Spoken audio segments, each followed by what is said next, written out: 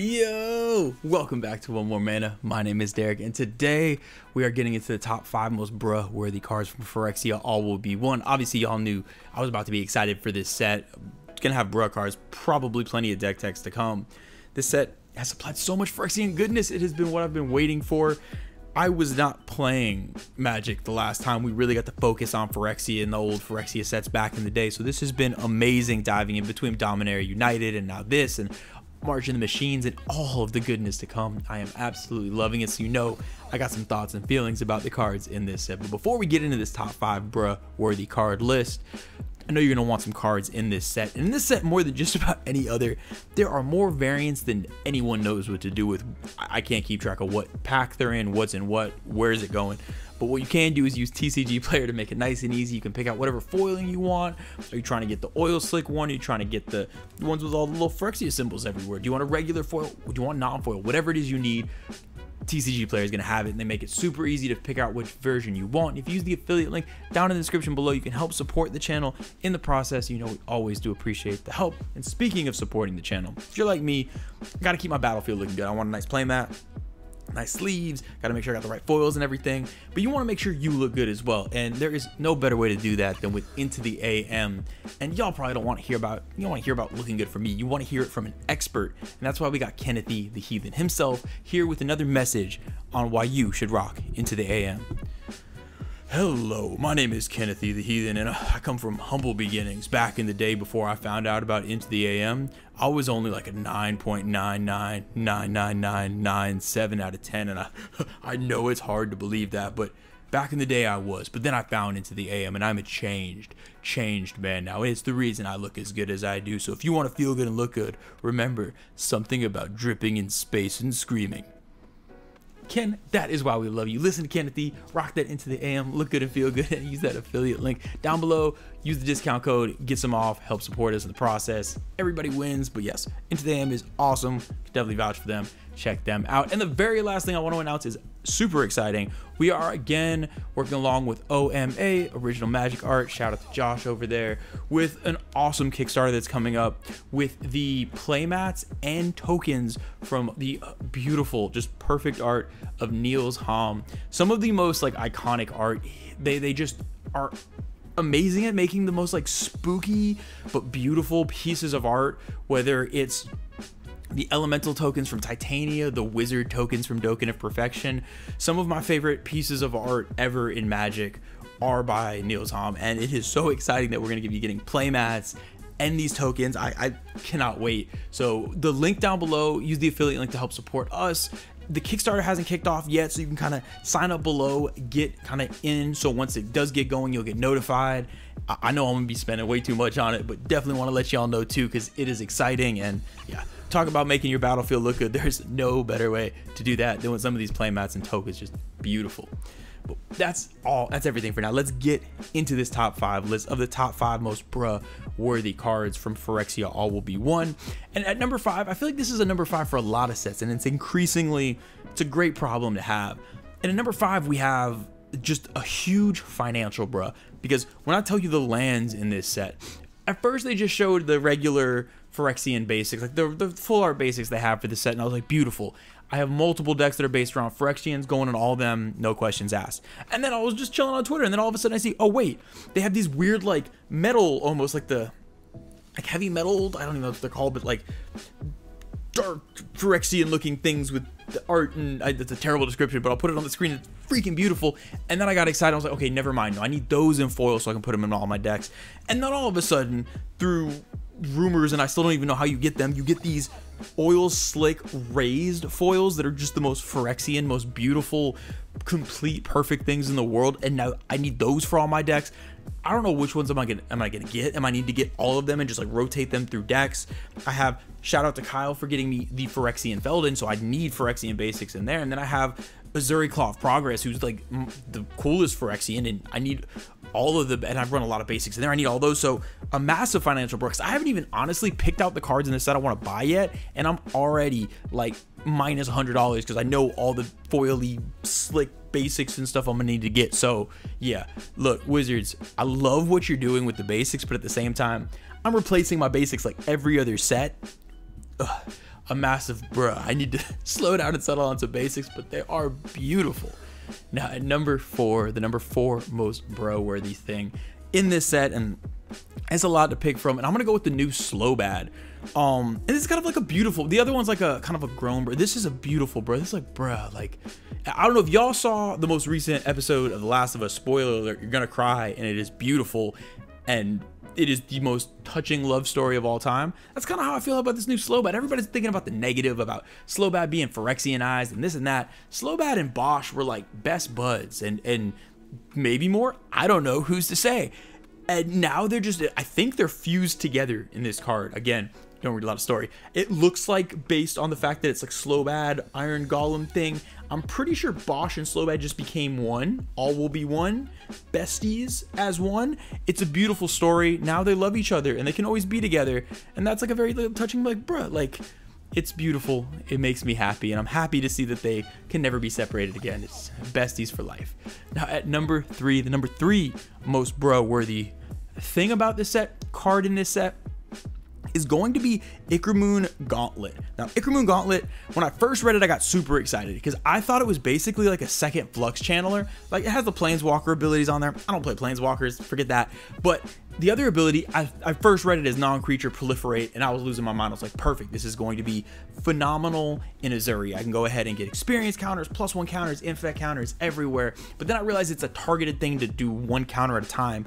And this is much more of a tool for Super Friends than it is for like an infect deck or some sort of non-Planeswalker proliferate deck. So then it went from like a bruh, like very excited, to like a bruh, like oh no, because that's not what this card is for.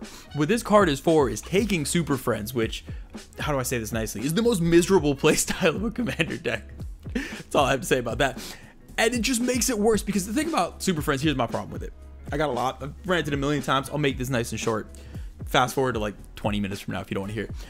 The thing with Planeswalker Super Friends decks is it makes the game really slow, because 1, you're attacking Planeswalkers instead of attacking life totals, and 2, there are so many decision points in a turn that every Planeswalker usually has at least 2 or 3 abilities. What this is now doing is adding 2 more choices for that. So now you can proliferate or do the minus to do other shenanigans, and now instead of 3 decisions for each Planeswalker, you got like 5 decisions for each Planeswalker. And then you have to count, like, am I going to proliferate this and this, and then I can minus this one, or can I proliferate this and this so I can minus this one, and then maybe I'll get an extra turn, and then I can... It is going to make Super Friends decks even slower, even more decision points, and basically make it so it's even more of a game of solitaire. So all we'll say is, look, if... I've seen this happen sometimes, and you know, maybe you want to bring your Switch, catch up on some Pokemon, maybe you want to bring your phone, catch up on some Last of Us, shout out to them because it's a great show. Then it's perfect, because then you can let your Super Friends friend take that hour-long turn with these extra decision points and catch up on the Netflix and the HBO and all the stuff you're behind on. But outside of that, bruh, this is going to make Super Friends take even longer. And yeah, Icramoon Gauntlet, more like Icarboo Gauntlet. Got him. Now, the number 2 most bro-worthy thing about this set is going to be the most positive, happy, ecstatic, bruh, of all time. And that is what it's done for Infect and Commander. One of the things about Infect is people typically just see Infect as Triumph of the Hordes or Grafted Exoskeleton, and that's it. And those are really big game-winning cards, but there's a million cards that can fit in those slots. Infect and Commander, as far as dedicated Infect goes, is just not good. Even with the Triumph of the Hordes. If you play a Crater Hoof, or you play an Overwhelming Stampede or something like that, and you can kill one person and can't quite get there all the way on the other, you still do a lot of damage to them and put them near death for others to interact with. With Infect specifically, playing dedicated Infect is almost like playing Mill, in the sense of you're not trying to kill anyone on the same axis as anyone else. If you're playing Mill, and you get someone 80% of the way there, it doesn't matter if other people are trying to deal them damage. Nobody else is contributing to you killing those players. The same with Infect. Most times, if you're trying to kill everyone with a dedicated Infect deck, you get, let's say I Triumph of the Hordes and get someone for 10. If I hit someone for 8, that basically is the same as doing 0, because I've done no actual damage to them, and unless I'm able to get through more damage, no one else is going to contribute to that, and if someone's at 40 life, they're still at 40 life. So what I think this set has done is taken those niche Infect cards and given a shell around them to really actually play Infect decks. Someone who's played a lot of dedicated Infect decks, one of I don't think I've ever won a 4-player pod, maybe a 3-player pod. I've never won a 4-player pod with a dedicated Infect deck. The closest thing I've been able to do is play like a broken OP commander like Yawgmoth, put a lot of Infect in there and use his Proliferate to get there. But this set, from two directions, it's allowing it to be more realistic. One, a lot of cool proliferate things, in addition to the synergies with getting cool effects when your opponents already have poison counters, kind of giving you that long game potential that Infect just never had.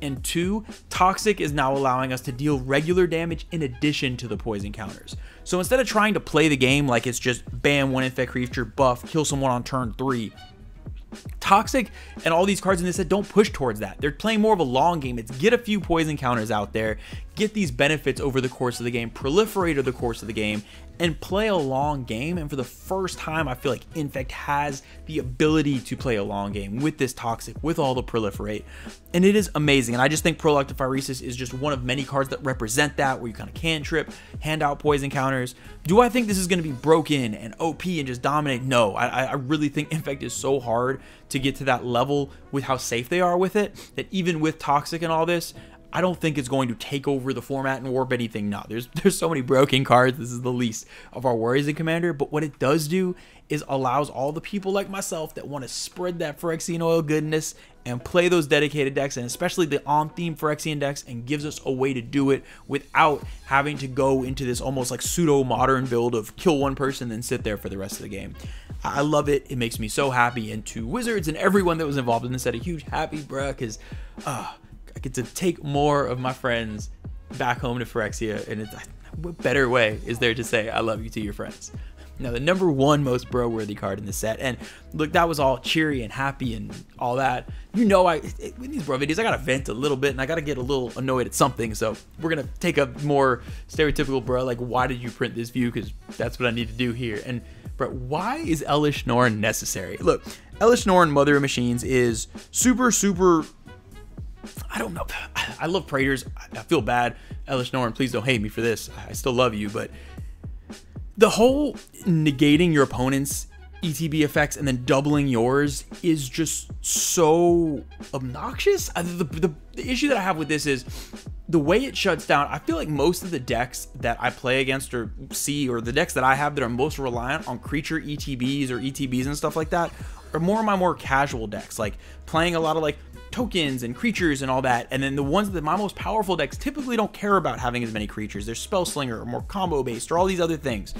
So what I feel like Elesh Norn is going to do is get you just incremental value over the top, while also shutting down some of the more fair decks, so to speak, and just getting rid of a lot of these ETBs. And maybe I'm oversimplifying it, but it just feels like either half is cool. If you're going to go into a hate card, great. If you're going to go into the value, great. But combining them in the two in this specific way, I feel like with the other Praetors, they were niche enough. You know, with Vorinclex, counters only matter so often. It's not in every game that counters matter. You know, Shieldred's damaging and all that, but it's not stopping anyone from doing things. Even with the new Jin-Gitaxias, it's done in a way that if you're casting creatures, you can kind of get around it. It's only the first spell that's countered. This is just straight up stopping a huge part of the format, which is creature ETBs. And now I get it. In stronger metas, this is not going to be a problem at all. You have so much removal, so much interaction. It's a creature with no protection. It's just going to die. It's not a big deal. But in more casual games, I do think that this is one of those, it reminds me almost of like a Yarok in a way, where I think this is like a not made for casual commander that can get disguised as a casual commander, and that people are going to see it and be like, ooh, extra ETBs in mono white, and not realize the effect it's going to have on the whole game. I'm just not a fan of the card. Maybe when I see it in public, and maybe when I'm actually playing against it, but for right now, it's like a bruh. Elesh Norn, we already thought you were like the baddest and meanest before. This is, you're going a little extra here. So Elesh Norn, bruh, why did you need to just kill all the fun? That is going to do it for the top 5 most bro-worthy things from Phyrexia. All will be one. Let me know how y'all feel about the set. In general, literally across the board, I really got set to Elesh Norn. Love it. I think the set is wonderful, amazing, bringing so many fun, beautiful things into Commander. And I really just cannot wait to get my hands on some of the cards, and especially those lands, as I said. But yeah, let me know what y'all think in the comments below. As always, a huge shout out to the patrons. We love and appreciate y'all so much. Genuinely, thank you for believing in what we do. And as a last minute shout out, we are going to be in Philly. Come find us. Hit us up on Twitter, Instagram, MySpace, whatever you want to find us on. Hit us up. Let us know you'll be out there. We definitely want to get games in with everybody. Lots of exciting stuff to come. But until then, I'll see y'all next time.